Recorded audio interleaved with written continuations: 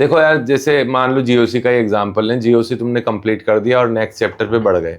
अब टेस्ट आएगा तो टेस्ट में जीओसी आएगा ही आएगा। तो जीओसी का कितना पार्ट आ रहा है उसको तुमको टेस्ट के लिए पढ़ना पड़ेगा, तो ये ऑटोमेटिक रिवीजन हो जाएगा तुम्हारा। टेस्ट के लिए तो रिवीजन करोगे ही करोगे ना, ठीक है ना। फिर कभी 20-21 दिन बाद में टेस्ट आएगा और उसमें जीओसी का बचा हुआ पोर्शन आएगा तो उसका रिवीजन हो जाएगा। और कभी तुम क्वेश्चन एक्सरसाइज 2 कर रहे होंगे और उसमें कोई कॉन्सेप्ट में फंस गए होंगे और यार ये कॉन्सेप्ट मेरे को याद था और वो रह गया, एक बार पेज पलट के वापस देखोगे रिवीजन हो जाएगा, ठीक है। इस तरह से तो अपने आप ऑटोमेटिक रिवीजन तो होता ही होता है। इसके अलावा थोड़ा थोड़ा रिवीजन जो है ना, जैसे 20-20% रिवीजन जो है उस चैप्टर का, या 10-10% रिवीजन उस चैप्टर का बीच बीच में करते रहना चाहिए। उसका एक टाइम इंटरवल तुम खुद डिसाइड करो कि मैं संडे टू संडे कर लूंगा, वो तुम्हें खुद को करना पड़ेगा। ये तो शुरुआत में तो चल जाएगा, लेकिन धीरे धीरे जब चैप्टर खूब सारे होने लग जाएंगे तो खूब सारे चैप्टर्स के रिवीजन की जिम्मेदारी आ जाएगी। लेकिन उस समय जो चैप्टर आपने पहले पढ़े थे उसके कई रिवीजन हो चुके होंगे, मतलब 1-2 रिवीजन ज्यादा हो चुके होंगे, और जो लेटेस्ट अभी कंप्लीट ही हुए हैं उसके रिवीजन नहीं हो पाए होंगे इतने, तो वो बैलेंस बैठ जाएगा। इसलिए आप वीक में एक दिन जो है वो रिवीजन का रख सकते हो,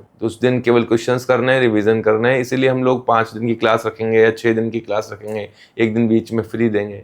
तो उसका रीजन यही है। या जिस दिन टेस्ट है उससे पहले थोड़ा सा रिवीजन करो, मतलब थोड़ा सा वो बिठाना पड़ेगा आपको, वीक में एक दिन तो आपको रिवीजन का देना ही पड़ेगा, ठीक है ना।